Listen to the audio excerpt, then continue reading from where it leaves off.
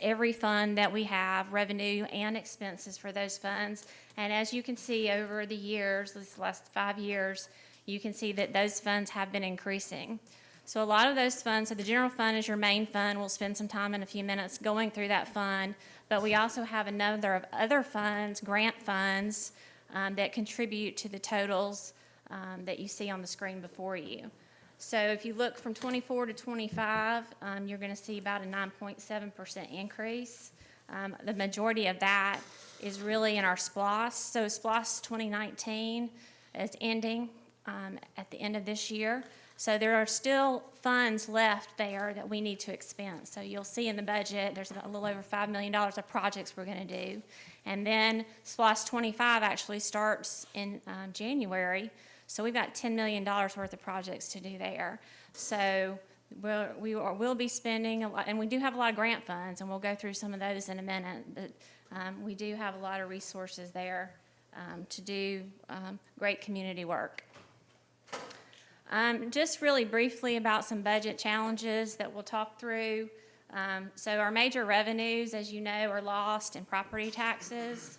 House Bill 581 was approved by the voters, which ultimately can freeze property taxes. And so council will have to make some decisions as to how to address those shortfalls. We're also not growing other than the reassessments as it relates to property taxes, and so those are can be a bit troubling if we don't see some growth in the digest. And then lost, so beginning in January, our lost distribution will actually decrease from 31.19% to 30.28%. So we're aware of that. We've made budget adjustments for that. We've also seen, and I'll show you a graph in a minute, of some declining sales receipts in 24 that are a little bit troubling. I am pleased to report that October has been back up, so that's positive. We are continuing to see in the budget impacts on the cost of goods and services, so that's affecting the bottom line. And then we've spent a lot of money over the last couple of years about increasing our salaries, and so then our benefits package along with that has been increasing, and those benefits make up about 25% of our budget. So those are things that we're mindful of as we proceed with our budget document. Ms. Kelsey, let me interrupt you for just a second. We've had a couple of folks come in and sign in. If you're here for the 6:30 meeting, you're perfectly welcome to be here early, and this is what we're in right now is our annual public hearing for our 2025 annual budget for the city of Newnan. So we're not, I don't want you to think we've started that other meeting early. We're in a budget meeting right now. You're welcome to be at both. Ms. Kelsey? Yes, sir. Thank you, Mr. Mayor. So one of our major funds, of course, is the general fund. You can see the budget trends there. We have seen the increases of 39% from 2020 to 2025 in the general fund. We're budgeting next year for only a 3% increase from 24. This is a balanced budget, and we have not used any reserves to balance this budget. This actually kind of shows that same graph, but in a percentage form in terms of the changes. So you'll see the big changes in 22 and 24, those all relate to salary, or mainly relate to salary increases for those years. If you take the other years and average them out, you're about 3.75% changes during those years where you didn't have to address salary issues. So the general fund revenue, we'll talk about revenue first. We'll talk about some trends, what are our top revenue categories, and what have changes looked like over a couple of years period. So these are our trends. So you'll see actual numbers in that blue color, and then the budget numbers in the orange color, linear line there showing that it's moving in an upward trajectory, which is positive. The thing that I like to show you about this graph is that it shows you conservative budgeting, right? So for most every year, or every year that you see up there, 25 is yet to be known, we are exceeding what our projections are for revenue. So that's good. That's just being very conservative as we look at our revenues and we're budgeting for those. Our top revenue sources, as I mentioned earlier, are certainly our sales tax lost, and then our property taxes, followed by our insurance premium tax, our occupational tax, our transfer in from the water and light, franchise fees, the ad valorem tax, alcohol taxes, fines, and permits. So that's just kind of the breakdown of where our revenues lie. So this graph shows you actuals for 23, estimated 24 numbers, and 25. And so this shows you all those categories that we just talked about. This yellow line shows you the change from 23 to what we estimate our numbers are going to be for 24. So you can see the large percentage of 15.98% increase in property taxes, and that was necessary to address our increases in salary. And you can see that lost, we're only going to realize, we think, 0.81% in growth in lost. Our insurance premium tax is up, our occupational fees, water and light up. So all of those are positive. What you see there, that negative 29, is our permit fees, and so those have been down. And we had our fines were down. The next graph shows you those same numbers, but what we estimate moving from 24 to 25. So you're seeing flat growth in our sales tax. You're seeing 0.37 in property tax. So basically we're holding those flat. And then you can see we're very conservative in those negative numbers there. We're certainly hopeful that those numbers will be higher, but we're conservatively budgeting for those numbers. You see increases in franchise fees, 2%, very little. The biggest increase I think that you'll find there is the fines number. We have overstated, or understated, I should say, our fine number because we were costing out an expense into that revenue. So effective January 1, that practice will stop. That expense will actually go to an expense and not go into that fine number there. So that will adjust that, and that'll help that number grow. So this is our local option sales tax. This is a view of every month during 23, which is the green bar, and 24, which is the blue bar. So what you see here is the growth rate, and that is in the yellow color. So you can see we had positive growth kind of the first part of the year, January through May, and then you start seeing those decreases that I told you about that were concerning. So we dropped down in June, big hit in July, negative 14%. We're down in August, we're down in September, and then we're going back up in October. We won't know what November's looks like until the end of December, and then the December number will come at the end of January. So we do, again, hope that we will be at that 0.81% by the end of the year so that we will exceed our budget number. So that's positive, but it is, concerning to see those summer months with that those sales tax receipts going down. And we don't have a lot of answers to provide to you as to why that is happening, because we don't get that data from the Georgia Department of Revenue. So property taxes, Cletus, I think we've looked at this screen a lot over the last year as it relates to our millage rate history. For the most part, as you look at this graph, you'll see that the city has gone with a rollback rate. There's been just a few times, and we had to do that in 2024. We don't know what that will be yet for 25, but we did go to the 3.12 rate.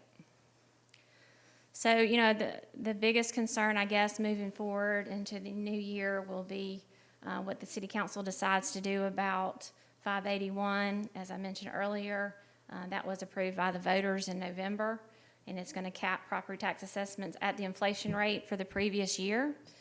So council, has a couple avenues. These are just two of those avenues. You could potentially vote to opt out of the cap. That would require you to have a resolution and 3 public hearings.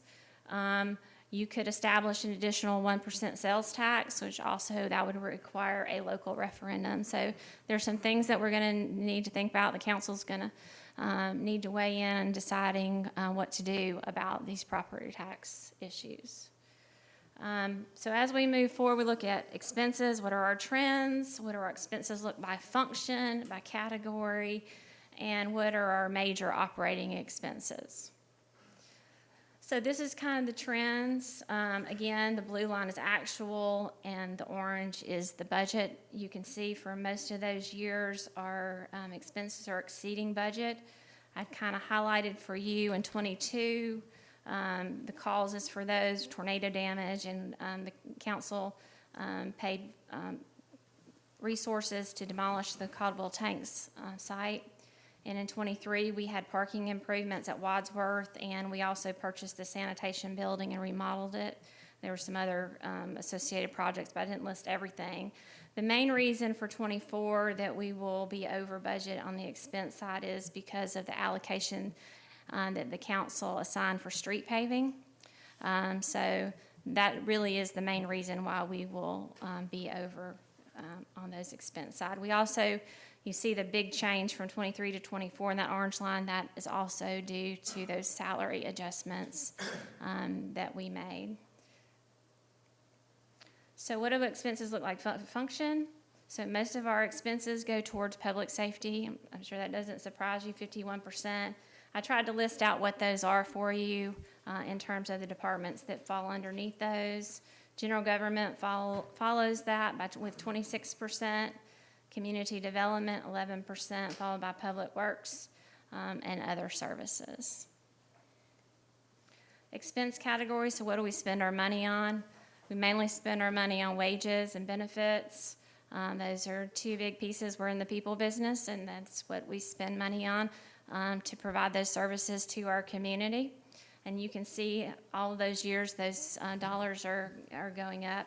I would note to you on the capital side over here that those 3 years that you see much higher than this year in the general fund are really related to projects that the city council elected to do that weren't in the budgets, that took money out of the fund balance to pay for those projects. So we did have a lot of capital projects in those years.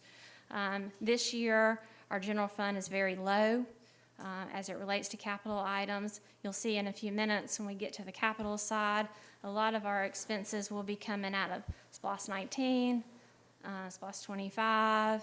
There's some ARPA capital, there's some impact fee capital that we'll talk about in a few minutes. So don't let that capital side worry you. We are, and you'll see a big spike in what we're going to spend in '25 on capital projects. This just shows you what those percentages look like of increases from =22 to '25. You can see wages went up 28%, benefits 19%, and our operating costs have come down a little bit, -8%. So we talk about our people. So we have 305 full-time employees. That will stay the same in this budget moving from '24 to '25.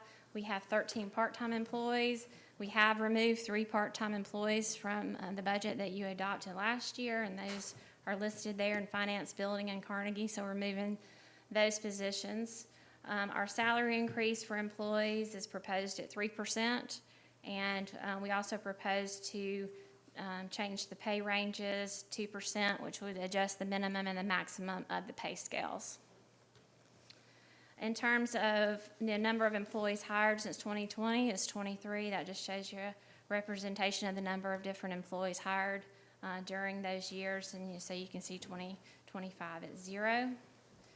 In terms of benefit changes, again, this line represents the changes from '22 to '25. You can see insurance going up 11%. FICA's going up, of course, because salaries are going up. Our retirement dollars continue to go up. We hope that over time, as the 401A is implemented, that there will be a downward shift in that number.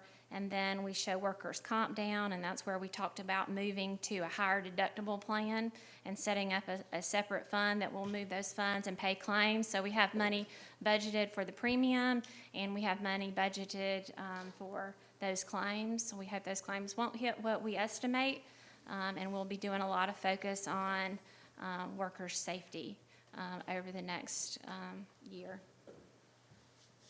So our major operating expenses are contractual services there. Again, we show you 23 actuals, 24 what we estimate, and 25 budget.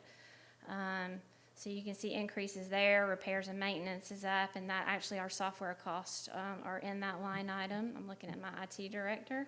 Professional services, you see coming down, gasoline up, liability insurance continues to go up. I think we're gonna see that again. We budgeted for that liability insurance to continue to go up. Vehicle maintenance, we hope that we'll see a downturn there, that our fleet is healthy and that we won't have those types of claims. That's what we're projecting, and we hope that will happen. We have money in for new vehicles, electricity costs, communications, and we did decrease our transfer into the sanitation fund from 150 down to 125. So we have other major funds, and I'll quickly go over that. So one of the biggest ones, of course, is the sanitation fund. We do have a 3% increase here. That really is made up of the garbage fees. All of that money is taken and given to AmWaste, who is the private contractor who performs that service. So we collect it and we distribute those funds to them. The city does keep the administration fee dollars and the money for yard debris and bulk collection. And we also have a commercial downtown garbage service, so that is a small portion of that revenue, along with that transfer that comes in from the general fund. Hopefully over time we'll be able to remove that transfer. In terms of what do those expenses look like, 10% of those costs are for personnel, and the operating expenses make up 90%, with the big leader there, of course, is called solid waste disposal. That's what we're paying to AmWaste. So as I told you, SPLOST 2019 actually terminates at the end of this year. That $5.7 million that you see there is primarily for street improvements. There are a few other items there, but primarily that's what it was. As of the end of November, our SPLOST receipts were $50.1 million, so we'll still have a couple months left to see what that total numbers look like. In 25 on SPLOST, our collections again will begin on 1/1. We won't actually see those until the end of February. The city receives 26.94% of that 1% special local option sales tax. We estimate for 25 that number will be 9.2, and as you recall, y'all approved an interfund loan of $3 million to help facilitate the movement of those projects on that list before. The majority of those are park projects. There are some dollars in there for street improvements, network upgrades, and some equipment for public works. Cleese and I have discussed this a couple times. We don't intend to pull that $3 million until we need those dollars. So we will be watching as those projects happen and those expenses come, and we'll move those funds when necessary, but we're not just gonna load $3 million over there, so. ARPA is another major fund. The total award of that was $15.5 million roughly. At this point, 83% of those funds have been expensed. Majority of those funds were spent for drainage projects at $6.8 million, housing 2.2, and the provision of government services at $3 million. For 25, we should close out ARPA with the purchase of some police vehicles, a fire vehicle, and 2 culvert projects that we have, Savannah and Pinson, and the other ones at Fairhaven subdivision. So hopefully we'll get those finished and we'll get ARPA closed out next year. There are a couple of grant funds for housing that are budgeted in this budget. They're NSP 1 and NSP 3. They assist with purchasing abandoned and foreclosed properties. These have been on the books for a number of years, so right now really we're just operating off program income, so these things really kind of never close out. These are really for us just pass-through funds, and the funds go to the Newnan Housing Authority and the Habitat for Humanity. And 401 is what is budgeted for NSP 1 and 352 for NSP 3. We also have funds. We haven't, I think we haven't signed all the paperwork for this yet, which is the Economic Development Incentive Community Empowerment Fund. The grant award is $4.6 million, and the funds are allocated to construct 16 affordable housing units and rehab 25 units. And we think that this project will take us 6 years, so we're kind of carving that out over those years, and we budgeted $666 for that. Again, this is a reimbursable grant program. We do have a number of minor funds, so when I talked about that list on page 56, I'm not going to go through every single one of them. I'll just kind of hit the highlights. So our impact fee fund, you can see the big year of development since 2020 is really 2021, where we hit revenue over, a little over $1 million there. Just wanted to let you know what we spent money on. 01 and 02 is link improvements. 22, 23, and 24 resources were put together to purchase a fire truck. So there's a long lead time, so there was money saved to purchase that fire truck that I think we just got a month or so ago. And then this budget proposes design work for the Lower Fayetteville Road expansion. Hotel motel tax fund, the city keeps a piece of that, 37.5%. And then the other two pieces, Noonan Center gets 25%, and then the ENCI, I'm trying to remember the name of that. Explore Noonan, thank you. The group, they get the other 37.5%. So this is just, again, since 2020, what those revenues and expenses look like. Only that 1 year of 23, you see those expenses exceed the revenue, and that was where a tourism product development project was done to spend dollars for the Wadsworth parking lot. So you see the other years are lower, so that really kind of just meets up in the middle, right? We also have the street improvement fund. That's where the dollars that we get from LMIG go. We are budgeting $515, $514 for that for 25. This is a list of streets that was submitted to GDOT for that project, so that's been submitted. We also have the rental motor vehicle excise tax fund that we budgeted at $115.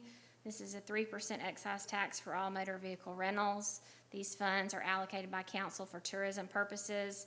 All these funds are remitted to the Noonan Center. This is a restricted cash account. It carries no balance, and we can get the funds and we transmit those to the Noonan Center. So our big capital budgets here, I told you that you'd see a big spike there. Again, that's related to those SPLOST dollars, allocating 19 and 25 at one time. We still got the ARPA dollars included in that, and we have some small capital dollars in the general fund. These are kind of our significant capital projects. So the construction of the roundabout at Noonan Crossing, those plans have been finished, ready to go out.